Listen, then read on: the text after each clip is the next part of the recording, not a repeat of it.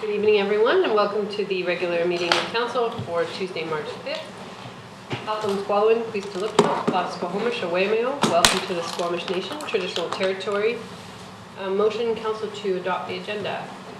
Moved by Councillor Friend, seconded by Councillor Ray. All those in favor, opposed, motion carries.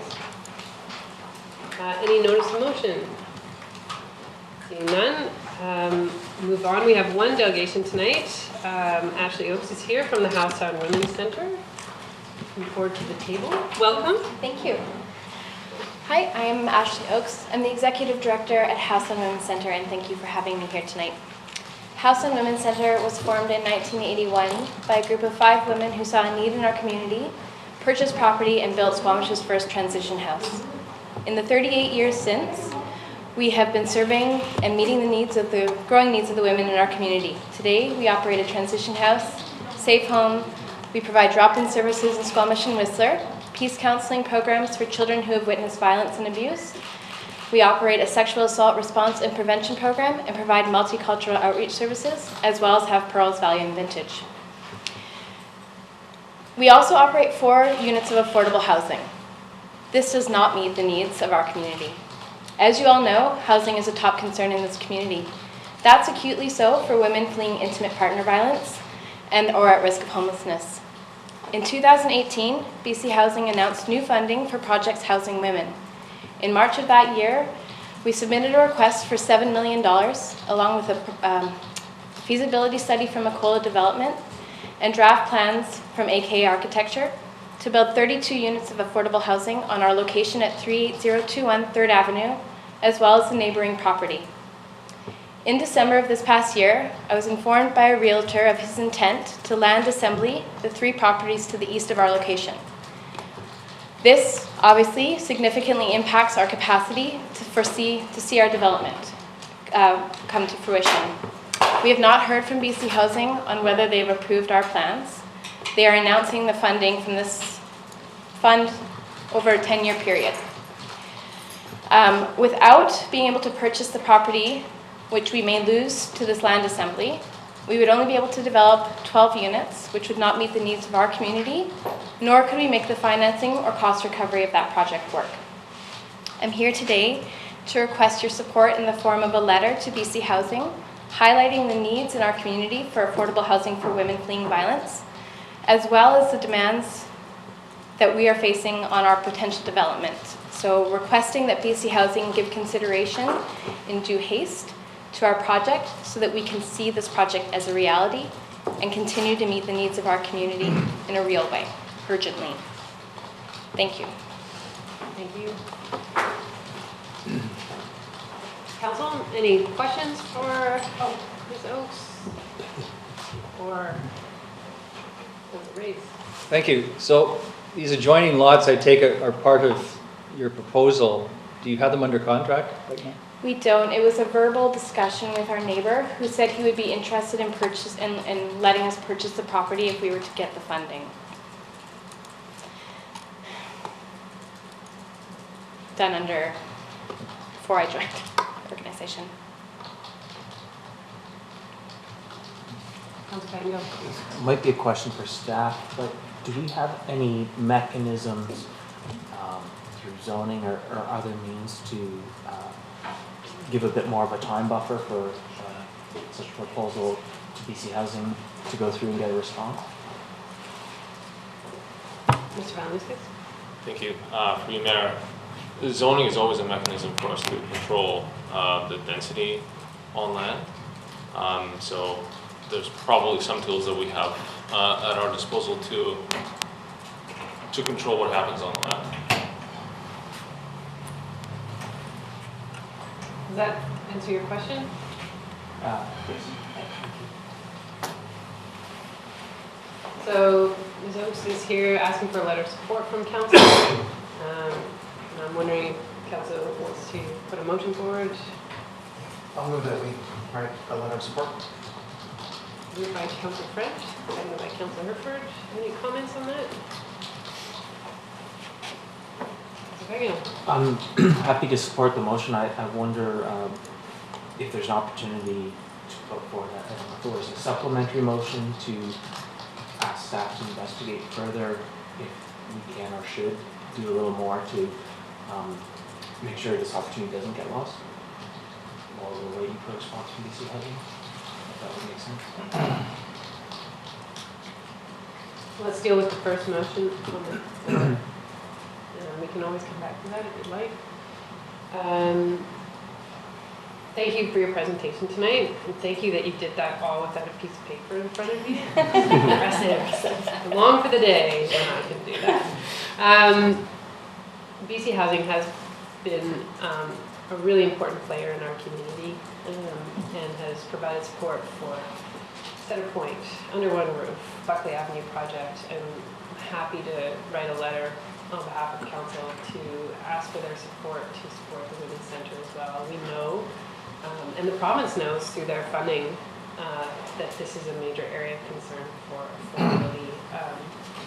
And so I would have no hesitation in writing that letter to help council. Any other comments? I'll call the question. All those in favor? Opposed? Motion carries unanimously. Thank you.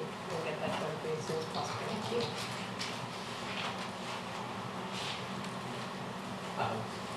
I guess, Do you have a question? That, well, I guess I'd like to just Do you hear a want to little have bit a more. clarifying question to staff then?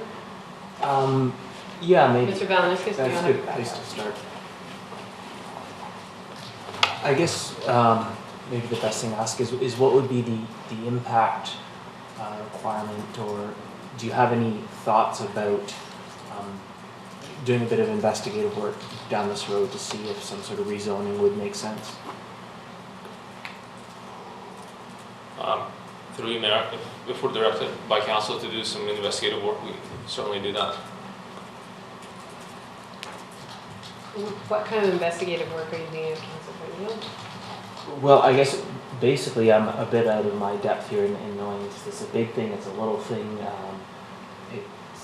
Intuitively on the surface it seems like it would be a good idea to protect this opportunity, at least until we hear back from BC Housing, and so I would hesitate to lose that opportunity, but I'm not sure I know enough of the bigger picture to know if this is the appropriate time or mechanism for this. And I'm very open to hear other perspectives.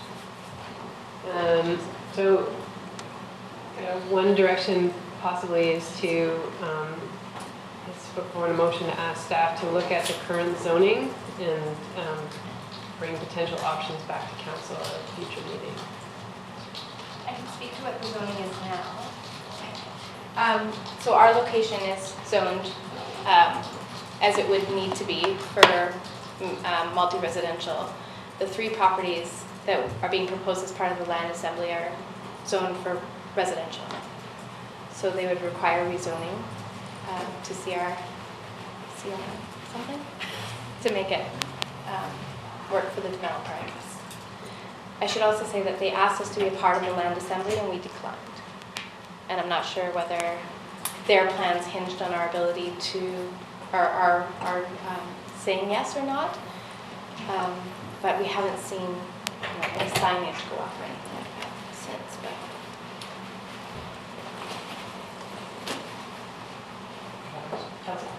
Council French? I'd like to know if there's anything that we could do now to further support the Women's Center above and beyond just writing a letter. Are you asking staff or Yes, myself? I'm going to go with the CAO first. Thank you. Mayor Elliott, if I could respectfully make a recommendation that this is something that we could take offline and speak to the House on Women's Center Executive Director and staff and understand better, are there other ways to support, what's the capacity there, what's the scope, rather than council making a decision on the fly here with the proponents in the room. We can do that. Yeah. Thank you. All right, thank you. We'll get that letter off.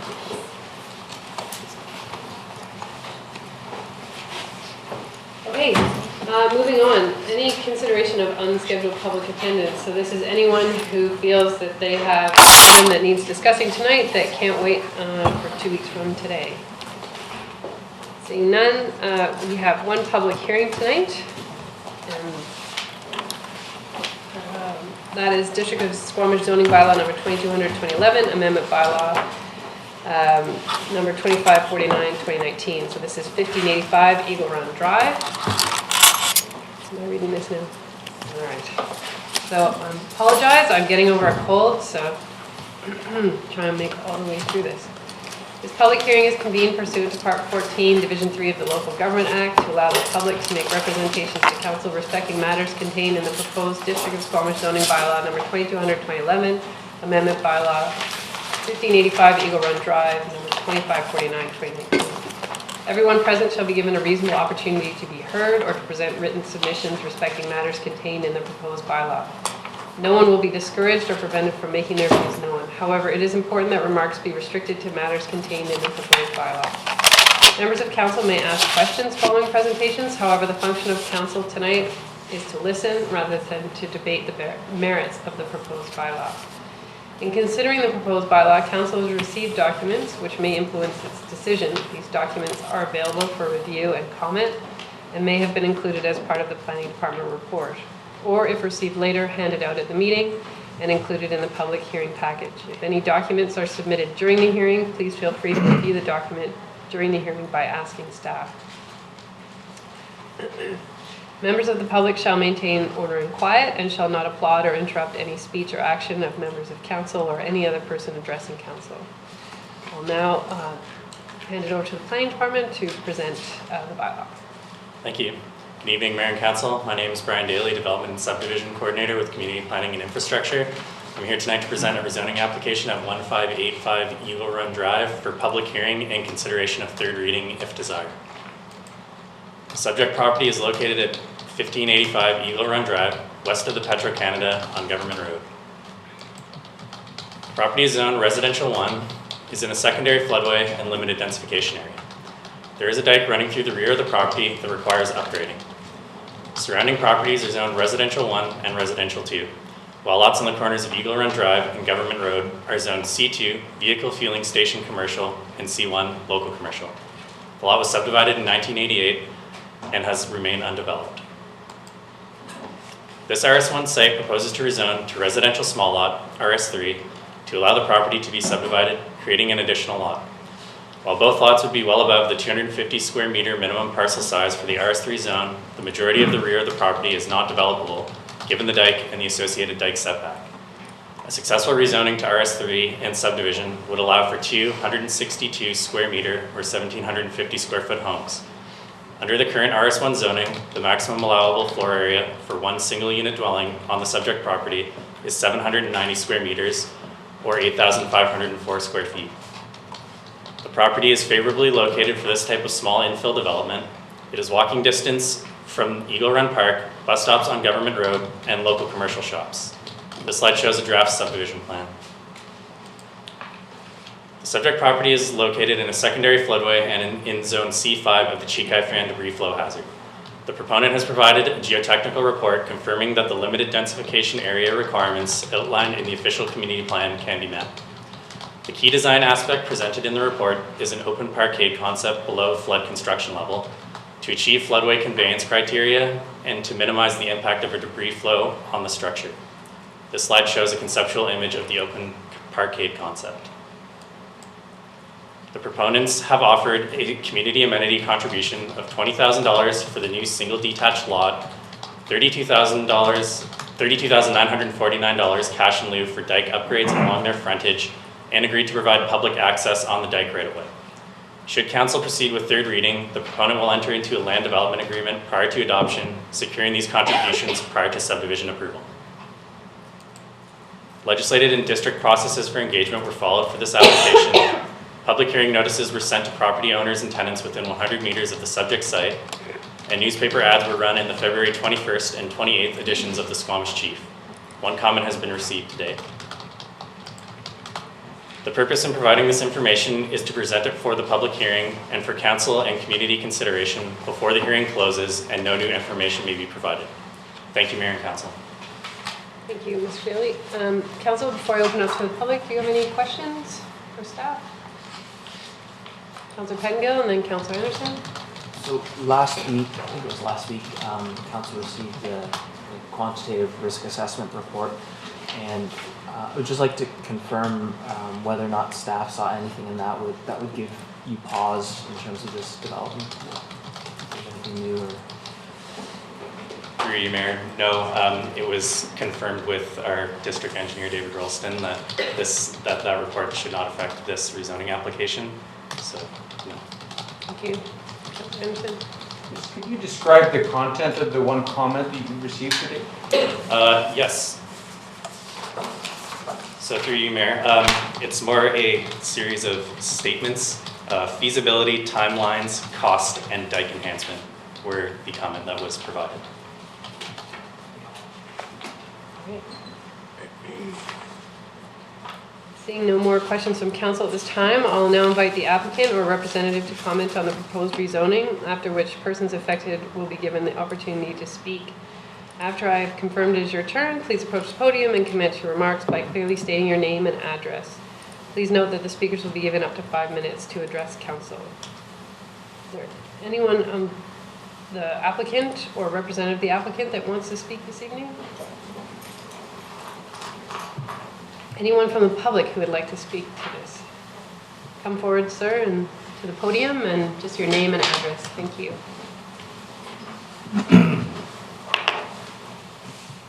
Hello, my name is Jeff Berkeley. I live at 1567 Eagle Drive. I just have a question. I saw the rendering of the construction and the construction type, and what I have a question about whether under the current zoning now to build in that area, is it necessary that the structure be elevated, parking underneath? Is that the plan of what is going to be built there? Through you, Mayor, yes, it would. Any structure built on that subject property would be required to meet flood construction level.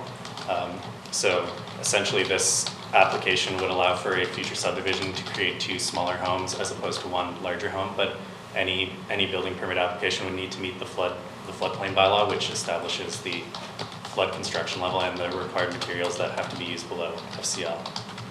So they would have to either fill it a great deal or use that type of construction? Yes. But they would be, Well, and maybe I'll get staff to comment on the fill versus construction in this particular case. Mr. Boniscus? Through you, Mayor, the other option would be to apply for an exemption to the floodplain bylaw, which is how we deal with these cases sometimes when it's an area where we don't want to see fill, or the applicant doesn't propose to use fill and to achieve it structurally while maintaining that as a usable space for a garage. So there's 3 options. it just surprised me to see that would be the only houses in the entire area that look like that, Not that it would be a terrible thing, but it just feels odd. Seemed like to me when I was first saw it. Yeah, houses on stilts ostensibly is what we're building here. Yeah, it's like the Florida Keys or something. Mr. Boniscus? And there, through the Mayor, there are also, I'm thinking about it now, the floodplain bylaw, and there are also exemptions for a certain floor area to be exempt from meeting the flood construction level requirements. I think it's 50 square meters, if I'm correct.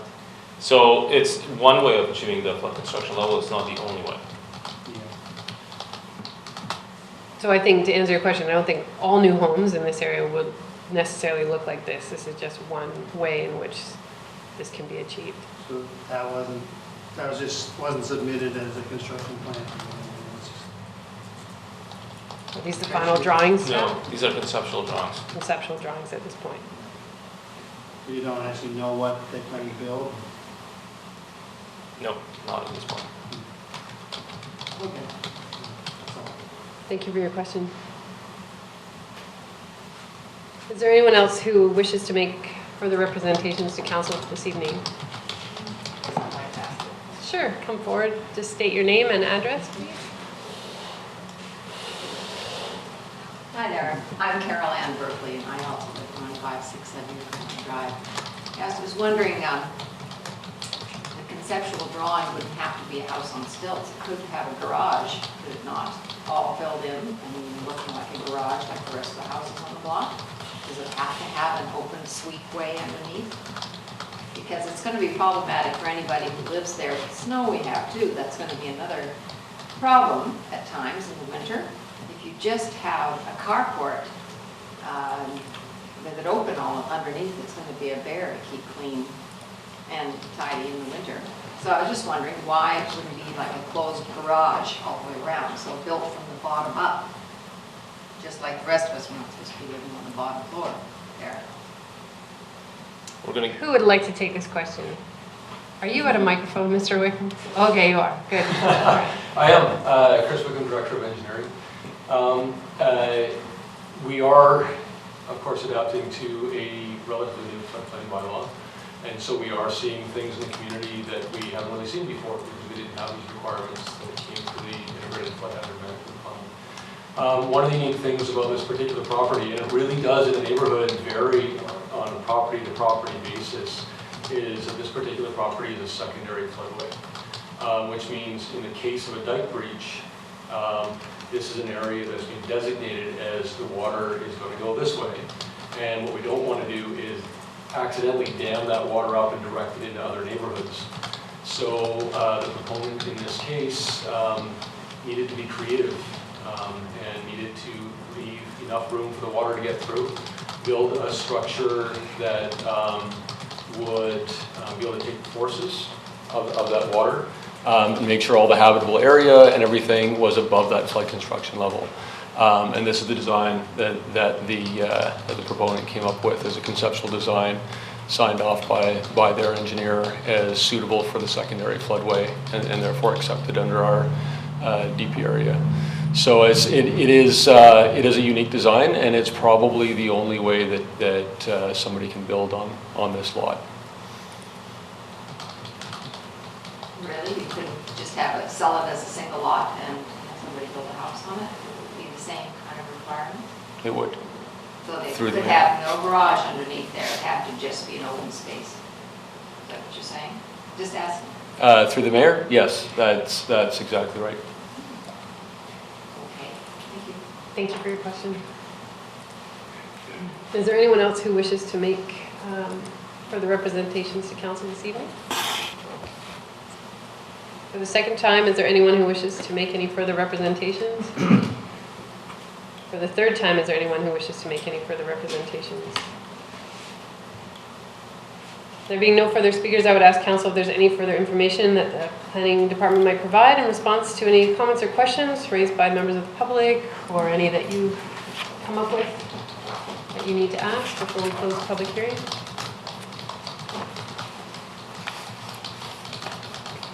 All right, seeing none, before closing the, do I have to do that again? No one spoke. You've called 3 times. I've called 3 times, okay. So seeing no further submissions, and please note that council members are not permitted to receive further submissions or hear either from either the proponent or opponents to an application once the public hearing has been concluded. Any and all communication must be channeled through staff from this point forward. There being no further speakers, I declare the hearing closed. Thank you very much for coming this evening.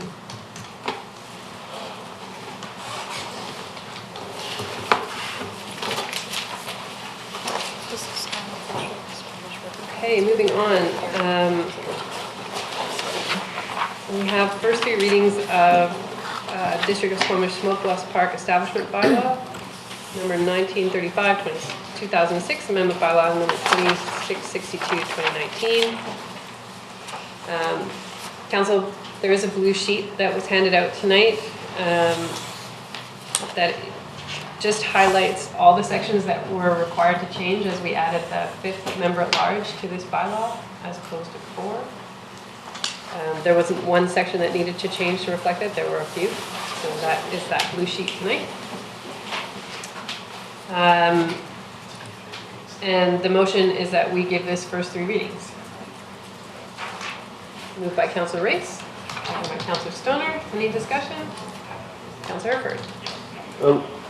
I was curious, and I think we all read the passing of the letters that led to this decision to add, and I wonder if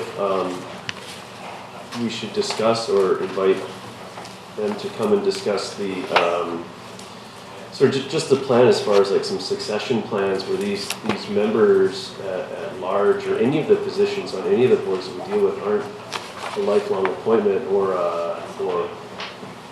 you know, and what better mechanism we could use, because I think even as we were making the discussion about that, we were, yeah, I don't know where everyone else is on that versus just telling that group what their membership was going to look like. I'm happy with this solution, but I think it might be an opportunity to add something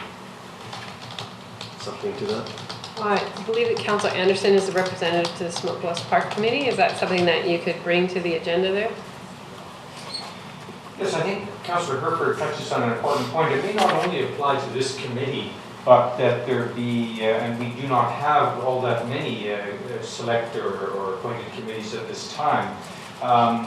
And I think that could easily be brought up, placed on an agenda for the next Smoke West Park Committee, just a discussion of, well, in reaction to the bylaw we may consider this evening.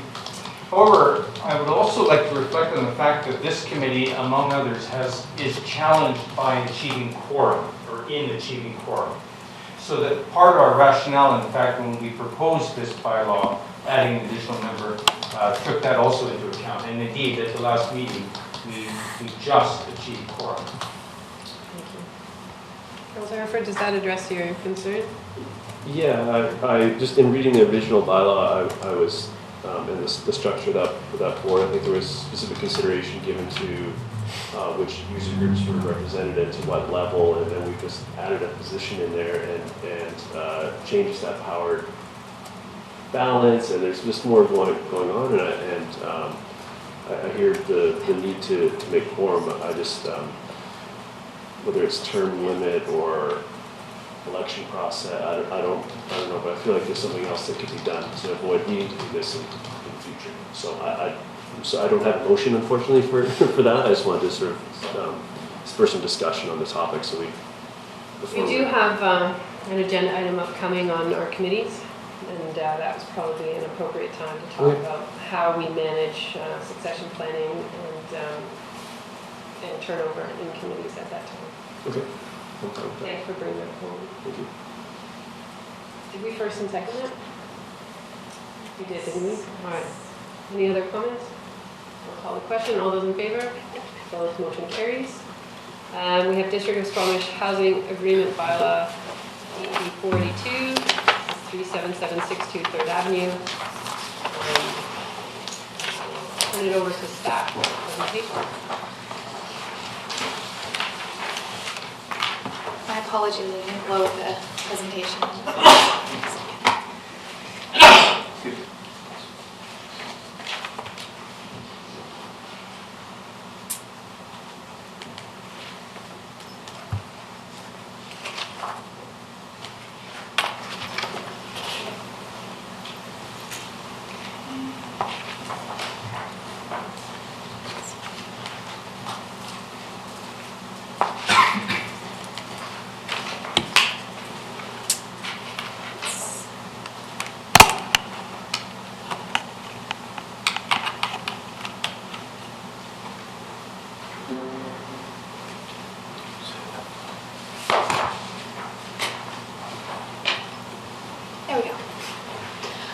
Good evening, Mayor and Council. My name is Carrie Hamilton, planner with Community Planning. Tonight I'll be presenting a bylaw for a housing agreement for 37762 3rd Avenue. The subject property is located in the downtown south neighborhood at 37762 3rd Avenue. The highlighted area shows the location. On December 19, 2017, Council adopted zoning bylaw amendment 2518 2017 and authorizes the execution of a land development agreement for 37762 3rd Avenue. On July 3, 2018, Council authorized development permit 482 for this property. The development permit 482 permits a 5-story mixed-use development consisting of 17 residential units and 455 meters squared of employment space. The development conforms to MUD 2 zoning requirements, and the zone supports bonus density provisions, allowing an increase from 50% residential to 70% residential should 20% be secured as a dedicated rental. This density bonus was implemented in this development. The land development agreement was written to require a housing agreement that would secure 20% of all residential floor area as dedicated market rental prior to occupancy of any building. So in summary, the housing agreement is securing 4 one-bedroom units under one strata parcel as per the image on the slide. Market rental term is the longer of 60 years or the life of the building, whichever is longer. And the 4 units make up 23.5% of all residential units and 17.5% of all residential gross floor area. Now, the 17.5% percentage of floor area is slightly lower than the 20% secured within the land development agreement. However, staff believe that the dedication of 4 one-bedroom units in this location and form of development may be as beneficial as 3 larger units and meets the intention of the MUD 2 zone. Council is able to agree to this lesser percentage as the adoption of a revised housing agreement bylaw is equivalent to a land development agreement amendment, which is basically an agreement between the council and an applicant. So Section 483 of the Local Government Act grants the authority for local governments to enter into housing agreement with landowners, which can regulate the occupancy of units. Housing agreements allow local governments to deal with matters of occupancy beyond the scope of zoning bylaws, but they must be entered into by bylaw. Any changes to a housing agreement, including discharge, can only be done through an amending bylaw. Notice of the housing agreement is registered in the title. Staff recommend that the District of Squamish give first 3 readings to District of Squamish Housing Agreement Bylaw 2667, 2019. Staff alternatively recommend that District of Squamish give first reading to the Housing Agreement Bylaw 2667, 2019. Open to questions. Thank you. Council, any questions? Councilor Bangor. A couple. Can you remind me, staff, what mechanisms we have to ensure that the rental is long-term rental? If I may, through you, Mayor, it's really the non-stratification clause that's in the housing agreement that ensures that there are going to be rental units in the long term. That is not something that was identified initially as our policy is sort of evolving on rental housing and housing agreements. So when we were going through the rezoning process, that hasn't been identified, but the applicant has since agreed to put that into the rental housing agreement. And that really is our probably biggest lever to make sure that it stays rental. So it would have to use single title and 1 strata lot for all 4 units. And the just what's the proponent's need to dedicate less floor area to rental? And you know, I presume in the policy we've got the 20% number. Maybe it's hard to hit that exact percentage. Do we in general see the same sort of on average, you know, if you give 5% less and on average if you give 5% more, and it kind of washes out in the mix? Or are we always, you know, letting people get away with 5% less? Or? Through you, Mayor, it's a good question. At the time that this came forward to rezoning, we actually didn't have a housing agreement at the time. And so the applicant had proposed that they would offer the 20%, but they were in different units. And part of the housing agreement is that they're under 1 strata, and those units actually have to be adjoining. So they either have to be side by side or above one another, and that changed the applicant's ability to give us the full 20%. And that's why this has now changed since the land development agreement and since the rezoning. So it actually didn't have anything to do with the applicant's ability to give that 20%. It just had to do with the policy that the district is asking for. So the hope is that in the future, now that we have this policy, that we wouldn't have those issues, that we would see this up front and be able to identify and ensure that we get the full 20%. If I may add to that, generally we don't, this is a little bit unique in that The zone actually says 20% of the units, and then we entered into a land development agreement that says 20% of the floor area. So there's a discrepancy between the two.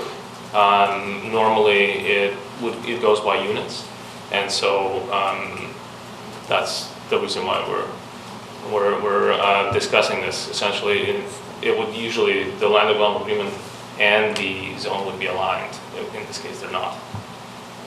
Perhaps for simplicity's sake, can staff speak to what we're doing now going forward? So how are we securing rental units? Because I wouldn't expect that something similar would come back. We don't expect so either. What we do now is a number of units. And those are secured by a covenant and the strata piece. Yes. Does that help, Councillor Pingo? Councillor Stoner? So in the staff report, there's a statement that staff believe that the dedication of 4 one-bedroom units in this location and form of development may be as beneficial as 3 larger units. So I was wondering if you can speak to that a little bit more about why you think that that is, particularly as we've talked a lot about needing a diversity of housing forms in the rental stock. So if you could just speak to that also. Through you, Mayor, I can speak to it briefly, and just in terms of the way that this building was designed. It's kind of one or the other. We won't be able to get a diversity with this option because the units need to be adjoining.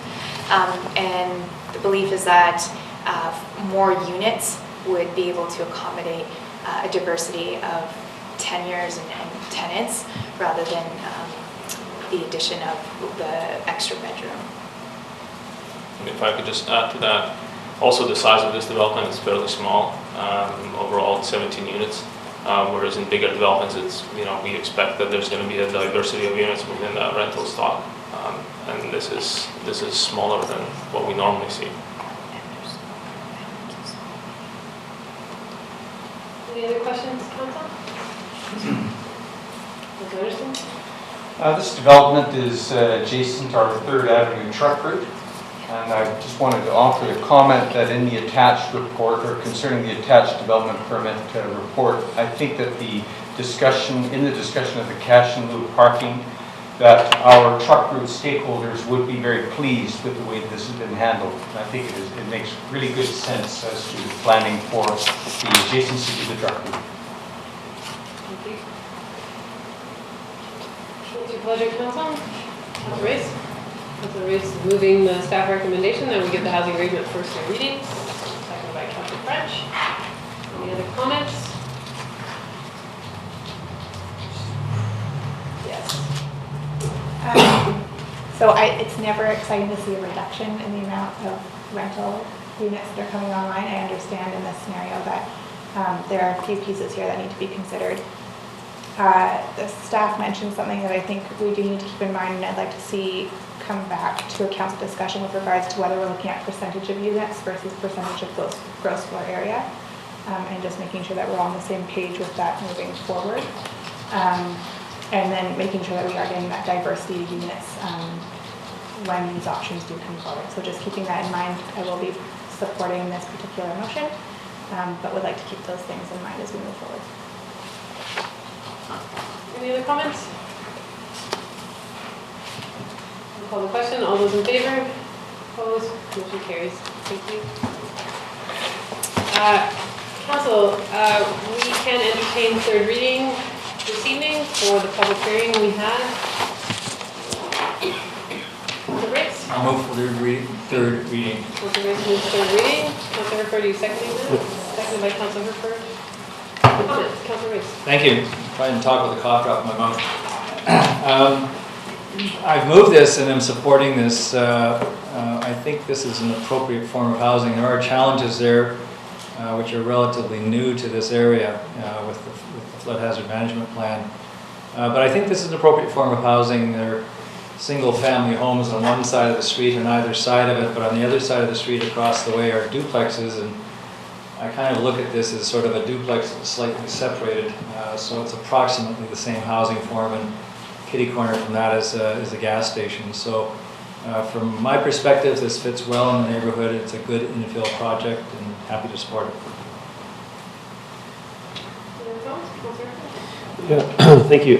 This is or one of the last undeveloped lots along that stretch, and I'm reading the reports, the Horizon Engineering reports, and the requirements for the debris flow and the elevations. I think it's a creative solution, and I'm happy to see that we're by splitting the lots, we're actually getting a smaller square footage total out of it as well, and I think it provides infill for the neighborhood and is a creative solution to the challenges of that lot, which is probably which is maybe why it's been empty for so long. So someone figured out how to get something done there. I'll be happy to support it. Thank you.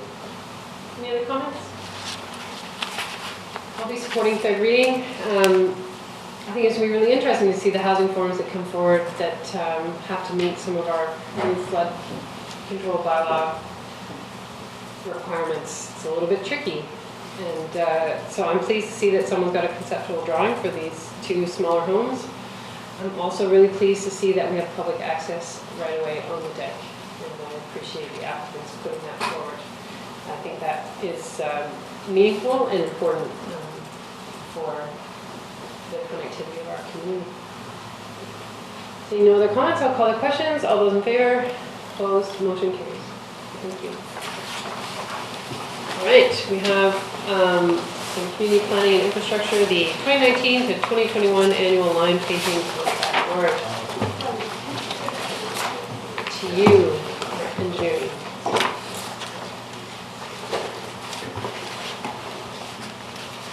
Good to go? Great. Good evening. My name is Jesse Mord. I'm the Capital Projects Manager. Tonight I'm presenting on the annual line painting contract award. Specifically, I'm looking for the following resolution from Council, that the District of Squamish award the request for quote for the 2019 to 21 annual line painting program to Aardvark Pavement Markings Services. This is a 3-year contract. The total amount for the 3 years is approximately $237,000. This is a unit price contract, meaning that we can vary the contract value a little bit. For example, if there's some line painting that's in good condition, we won't necessarily repaint that line, which will reduce the total overall value.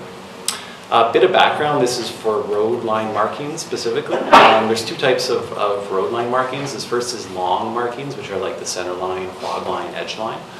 This is done with a big piece of paving, line painting equipment. And then there's short lines, which is like the crosswalks, the bike sharrows, the stop bars, for example. We're proposing a 3-year contract. The reason we've had a lot of good success with 3-year contracts with building relationships with contractors, locking in prices. They get to know the area, so we find they do a better job over time. Also, Aardvark previously won our past contract, and we found they did an exceptional job. We posted this tender to BC Bid for 3 weeks. We received 4 quotes. Overall, we found that Aardvark achieved the highest score and the best overall value to the district. Line painting is within the district's 5-year budget. The prices we receive from Aardvark are slightly higher than our forecasted amounts. However, as I mentioned, this is a unit price contract. We can vary the quantity a bit to match our budgets. As well, the first invoice wouldn't actually come until the summer after the budget's been approved.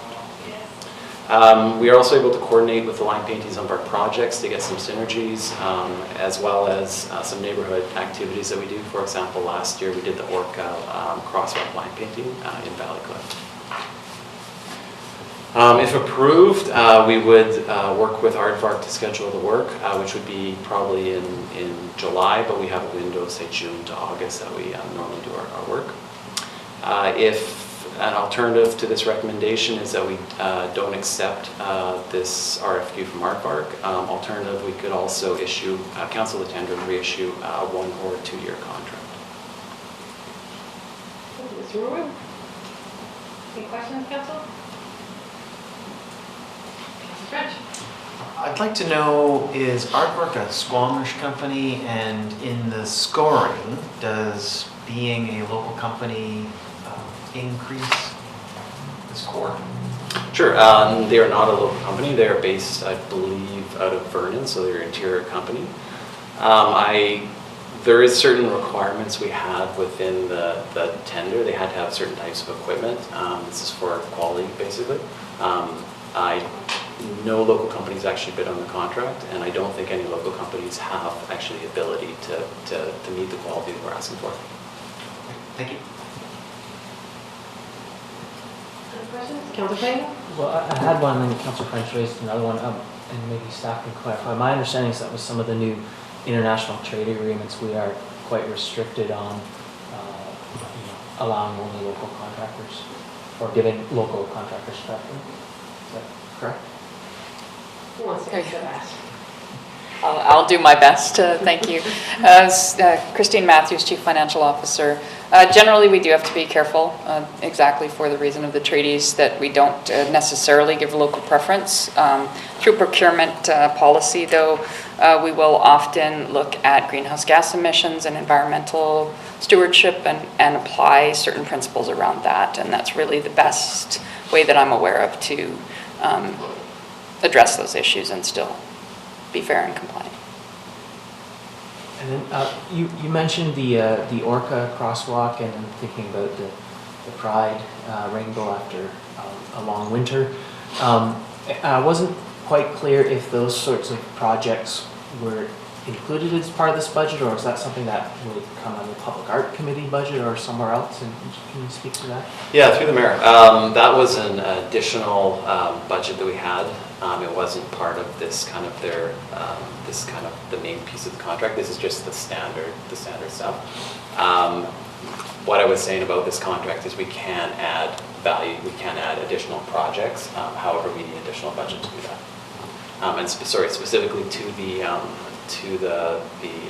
Orca, I believe the Arts Council might have put some money in, and then we found an additional funding source. Rich? A portion of that project was funded by the Select Committee Public Art, the Orca crosswalk. Which kind of begs the question, as we build more fancy crosswalks, do they need to be included in our paving budget to maintain them? That's an excellent question. Either that or thank you. Either that or in the public arts budget. But yes, if this is to become an annual project, then there will be a cost for repaving for sure. And I don't believe that's captured in our current budget. I think we're okay at this point that it's a small amount with 2 crosswalks in town. That's certainly an emerging issue. That's a great point. Thank you. So I know that the Public Art Committee has budget for maintaining the projects that they have built, but possibly Councillor French, as representative of that committee, you can confirm with them that they have budget to continue to maintain these crosswalks over time. And that's a budget that hasn't been tapped because there's not a lot of public art to maintain. So there's a fair amount of money in that kitty. In the maintenance, okay. Good to know, good to know. Councillor Ernest? Thank you. One thing in the report that mentioned that some of these lines have to be repainted every year, practically. Do they ever last longer than that? I mean, is that an issue with the paint, or is it something local, or can you speak to that? Sure can. Through the mayor. Yeah, I mean, there's a lot of variables that kind of affect line paint. Obviously, the cars driving over them, just the general wear of vehicles. Snow plows often are really difficult on paint. The type of paint there is different types of paint that has different longevity. Some of the historical paint had pretty nasty chemicals in it, and the stuff that we use is kind of meeting a little higher standard. There are other alternatives to paint, and that's like a thermoplastic, or there's other products like MMA that are a bit more durable. They're significantly more expensive to install, but they do last longer. The other thing you can do is you can recess them so you can actually kind of get them to kind of flush with the road level, and what that does is the snowplows then go right over top of them, don't erode them as quickly effectively. However, it's a very expensive endeavor. We do have options. Yeah, that's it. And has staff ever done a cost benefit? Is it better to spend more money up front and have it last longer versus we do at a lower price every year or so? Yeah, through the mayor, I don't believe we've done a cost benefit to that exactly. We can. It would require a significant initial outlay of capital. For the study? No, sorry, not for the study. We could do the study fairly easily. But I'm just saying if we did move to a more durable paint and more accessible paint, it would require a significant outlay of capital. I'll just speak for myself. I'd be interested in that. Not tonight, but sometime before we go through this next year, I guess, to just see whether it does make sense to sort of invest more now and not as often, but I'll just be curious about that. Sure, one comment through the mayor. This is a 3-year contract, so it's, there is flexibility within this contract, but it is a 3-year contract. And I just add, I do believe, neither one of us can quote it sort of on the fly here, but I do believe a business case was done before the last 3-year contract. It's many times more expensive to try to do these things that last a few more years. So it's standard practice to basically get out there every year and refresh the paint, unfortunately.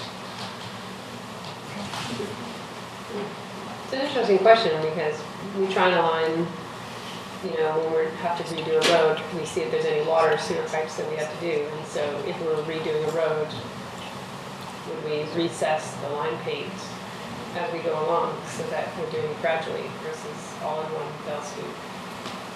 And is there a business case for doing it that way? I believe even then, I would spread the pain, but even then, the cost benefit, I don't believe pans out. But I'm speaking from memories of conversations had a long time ago, so we'll absolutely look at it again. All right. Any other questions, Council? Councilor Hartford? Thank you. We went through and did the paving master plan, and I'm assuming that with that comes fresh paint. And how aligned is this? Just the timing seems really quick after we would have adopted the paving master plan. So I just want to make sure that as we commit to the 3-year here, that that's aligned and accounted for correct through that process. So can you speak to the sort of that? Through the mayor, kudos for the aligned pun. The paving master plan lays out fairly small bits of pavement really throughout the district. And we'll be able to do, I'm not sure how many hundreds of meters of paving we're doing this year. This painting program does 105 kilometers, I think, of our local roads every year. And we do absolutely time it so that we make sure that the new paved roads get lines on them. We also coordinate with the active transportation plan when we're adding bike lanes or buffers or that sort of thing through the same contract. Thank you. Thanks. I'll move the staff recommendation. Moved by Councilor Stoner, seconded by Councilor Rice. All those in favor? Opposed, motion carries. Thank you. All right, Council, next up is our consent agenda. There's some minutes in front of Council on this, as well as some correspondence. And a staff update. Any letters? Not surprisingly, Councilor Van Gill wants to pull a letter. I'd like to pull 2 and 3. 2 and 3. All right. Any others, Council?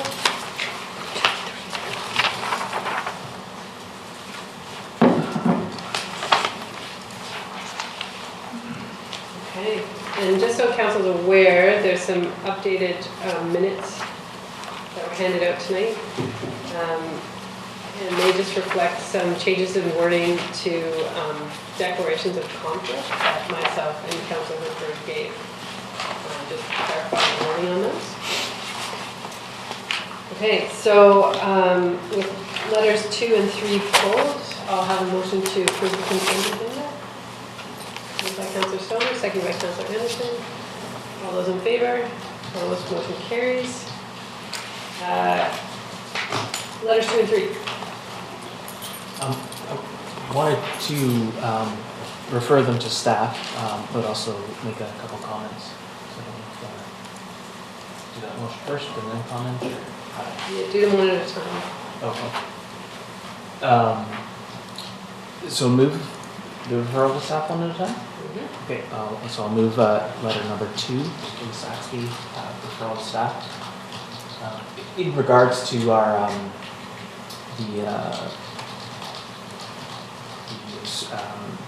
plastic bag and plastic straw ban.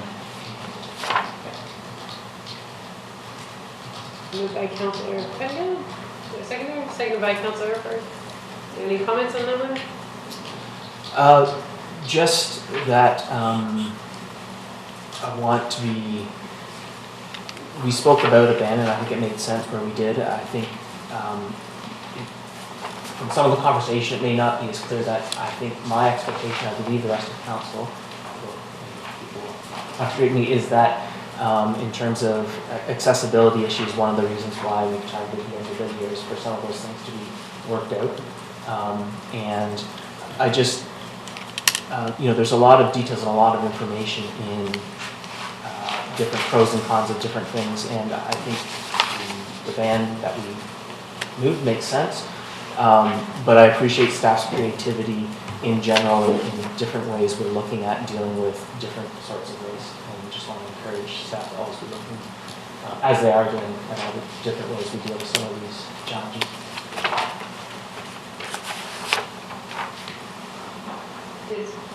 We're just going to refer it to staff, so that's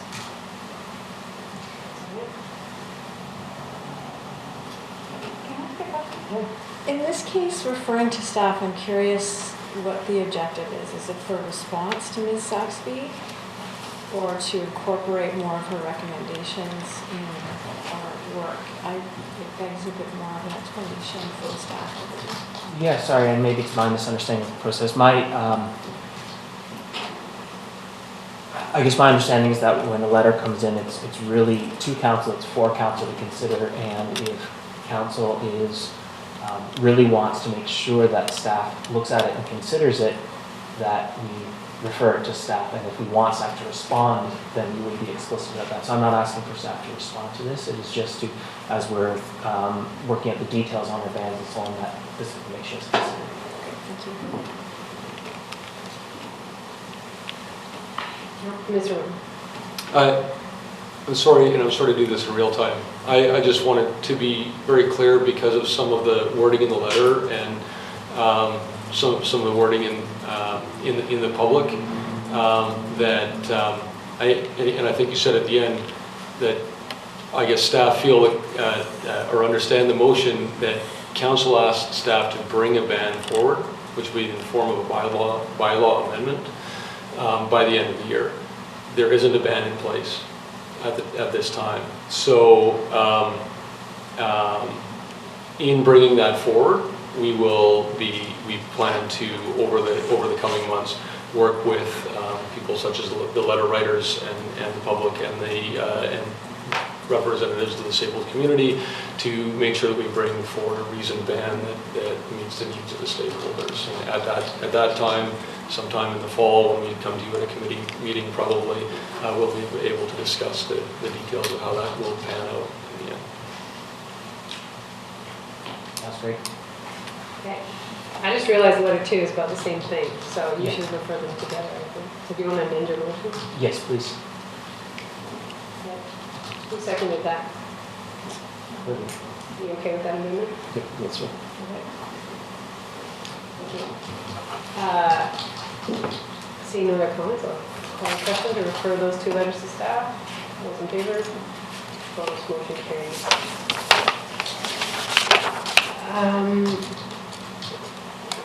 Okay.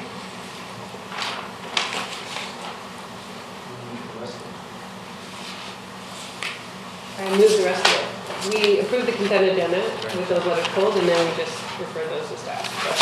So we're good.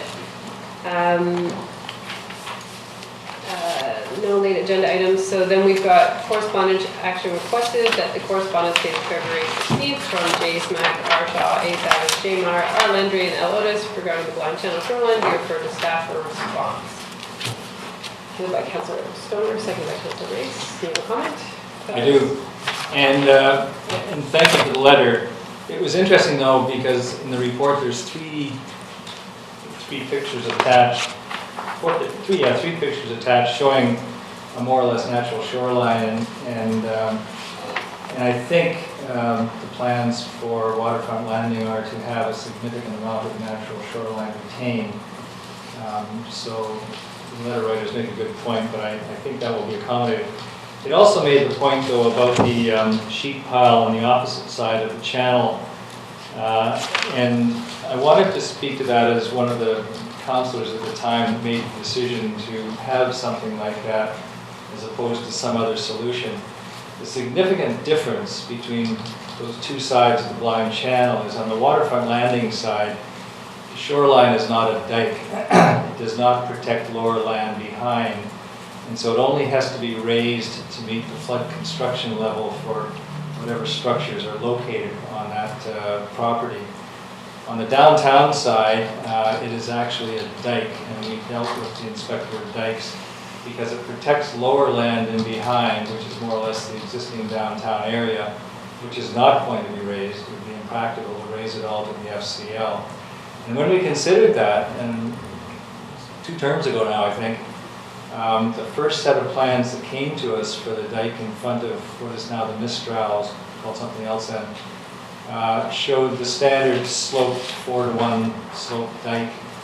And when you got to the height that you had to be, and you applied the slope, on the land side it went to Loggers Lane, and on the water side it went out and took up most of the water lots that are in front of those properties and basically sterilized them.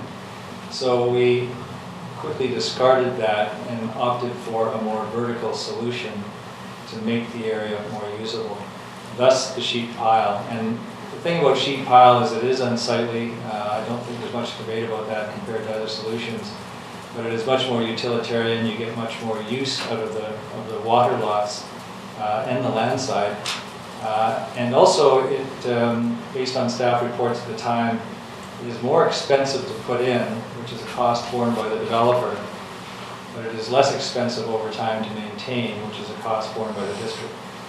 So it had those types of advantages, and so that's why that solution is being employed along that side of the blind channel.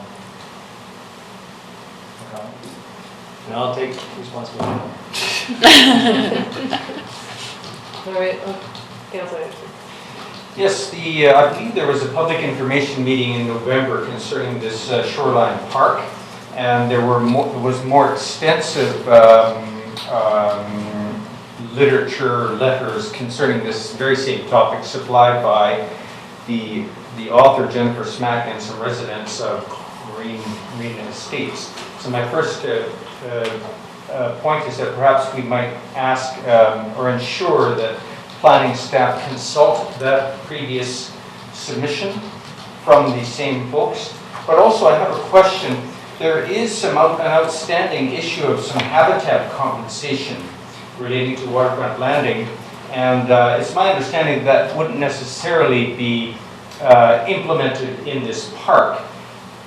So may I ask, will we be receiving further presentations on this park, number one? Number two, on that outstanding habitat compensation issue? If I may, for you, Mayor, thank you for those questions. Those are certainly items staff are working on right now. And council will see the park come forward for comments and consideration, as well as the habitat compensation. We're currently working with the applicants to find where they're planning to do the compensation. And it's not only in the park, I think, from that. There are other areas on that site where compensation is going to, or it appears to, is going to happen. Thank you. Thank you for that. So we have that. It's already moved. It's been moved, right? Okay, I'll call the question. All those in favor? Opposed? Motion carries.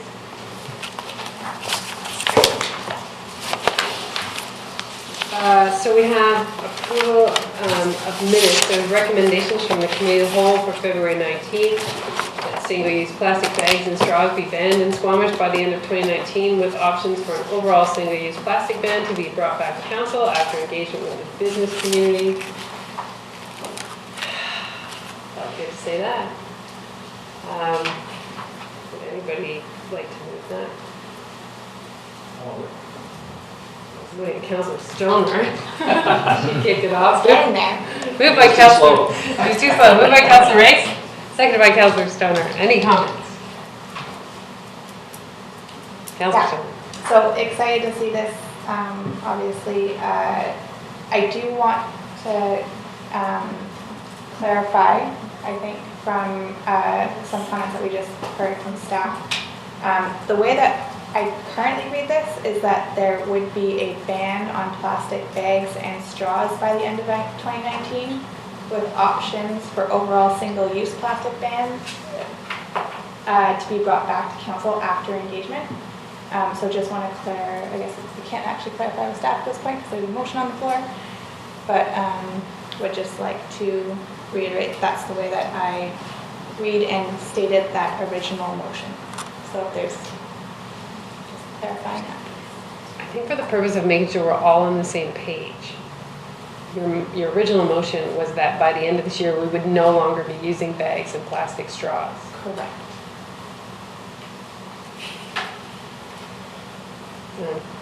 Just worried by some earlier comments that maybe we weren't all on the same page.